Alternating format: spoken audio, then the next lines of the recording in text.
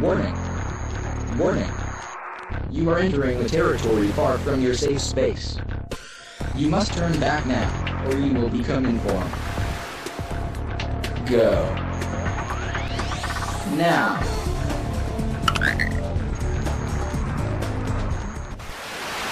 The Baton Rouge mother accused of keeping her emaciated special needs son in deplorable conditions has been sentenced. Rose Holland pleaded guilty to 2 counts of child cruelty in exchange for a 20-year prison sentence. Holland also agreed to give up contact with the boy forever. He was 15 years old and only weighed 47 pounds when police found him in a filthy home more than 2 years ago. The boy is now reportedly living in an assisted living home and doing well. Yes.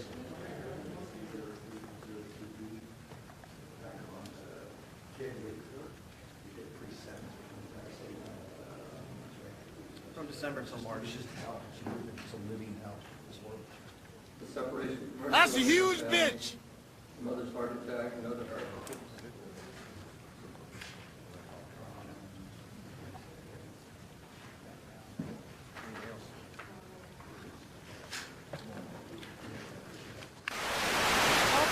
Police all across Metro Atlanta need your help in finding a man wanted in a violent kidnapping. The victim was found beaten and stabbed. CBS 46's Rebecca Schramm is live this morning. She's at DeKalb County Police Headquarters gathering more information in this case. And there is a relationship between the victim and the person police are looking for, right? Yeah, there is, Gravier. Detectives are telling us they believe this man kidnapped and brutally attacked the mother of his child. They believe he is a danger to the public, and they really want him caught before something else happens. I want to show you what the man looks like. Police sent us this photo of Derwin Johnson. We believe this is his driver's license picture. He has what looks like a black eye in this photo for some reason. Police tell us his ex was staying with a friend. She had her child with her.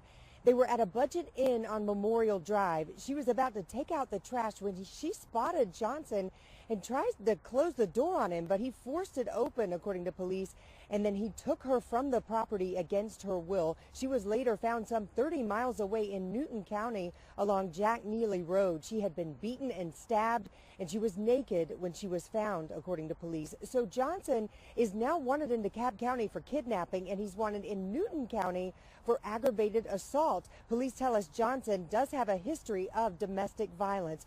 The good news in all of this, the child was not hurt. That child stayed with that friend in that hotel when this happened. If you want a closer look at Johnson, the man they're looking for, we have that picture posted on our website, cbs46.com, so you can take a look. And if you've seen him, you're asked to call police. Live in DeKalb County, Rebecca Schramm, CBS 46. A boy in Montgomery County killed. Now his mother and her boyfriend are facing charges. This is a heartbreaking story. Police say the little boy beaten to death for spilling his cereal. Let's get out to Dave Schratweiser, who's joining us live at Abington Township Police Headquarters. Dave. To towns tonight about the death of this young boy. The district attorney telling me that even veteran investigators in his office were shaken up by this case. Tonight, both defendants are behind bars.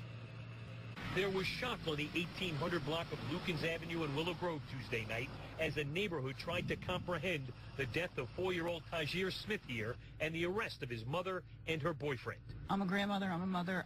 I just can't imagine the horror. I can't. It's a senseless killing of a 4-year-old. The child supposedly spilled cereal.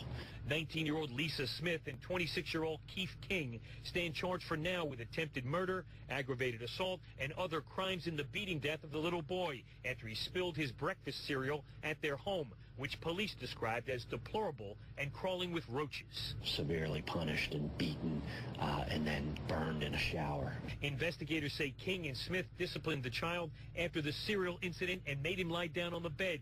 His clothes were removed. The child was punched and struck repeatedly with a sandal after Smith claimed the boy was, quote, sneaky. Imprints were found on the child's body. Some footwear was used. We have recovered things from the scene. Honestly, I'd like to see people that beat their kids to death get beat to death themselves. And I know that's not the Christian thing to say, but... When the child stopped breathing, police say King and Smith dressed him up and took him outside where they concocted a story saying he had passed out after coming back from the stores with Smith.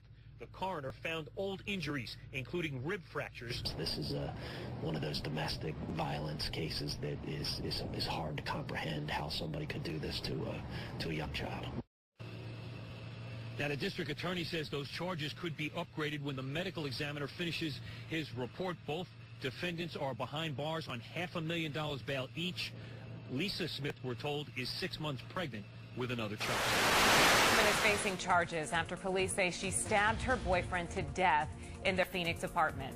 According to officers, 23-year-old Zania Chapman attacked her boyfriend this weekend before harming herself. However, her injuries are said to be non-life-threatening. How could you do a child like that? Neighbors shocked to learn what allegedly happened right across the street. It's unimaginable, you know what I'm saying? It's unimaginable. Like I said, they're innocent. An 11-month-old baby brought into OU Children's Hospital Christmas Day. This baby had severe injuries to his lower body. Third-degree burns, according to court documents, from his belly button to his feet. It states there are large areas on his bottom and groin area that appears that the skin has come off.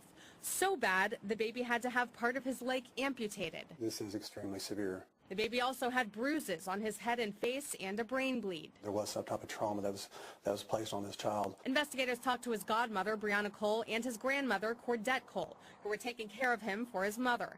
They told police the burn happened 2 weeks before, when he accidentally pulled a boiling teapot onto himself. But their story kept changing. That child obviously was suffering for quite a while before they took it to Children's Hospital. And a doctor told police if he received proper medical treatment immediately, he would have not had to have his leg amputated. Now the two arrested on child abuse and child neglect charges. It's a horrible situation, you know. For it to happen, especially to an 11-month-old that barely can talk and walk, that's crazy. It's innocent. All babies is innocent, you know, so. The Richmond woman charged after police found her son's body in the trunk of her car 3 years ago has now admitted to killing him. The Virginian pilot reporting that Tanya Slayton pleaded guilty this morning to voluntary manslaughter. She was originally charged with second-degree murder and was scheduled to go to trial next week. Slayton was arrested in 2015 after police pulled her car over on Interstate 64. During that traffic stop, officers found the badly decomposed body of Quincy Jamar Davis in the trunk. The boy hadn't been seen for more than a decade, and investigators believe he was killed sometime in 2004 or 2005 when he was in his early teens. Our Norfolk sister station reports that the judge sentenced Slayton to 10 years in prison with 2 years suspended.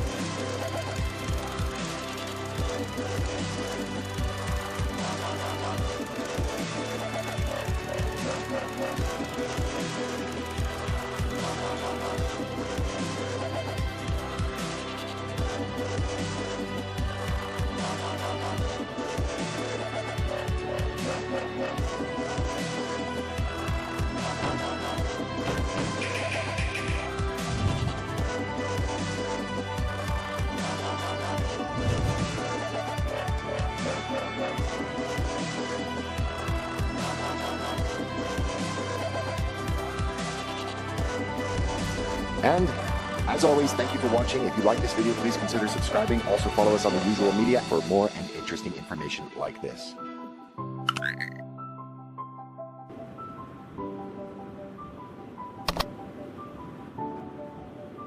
Fight their asses.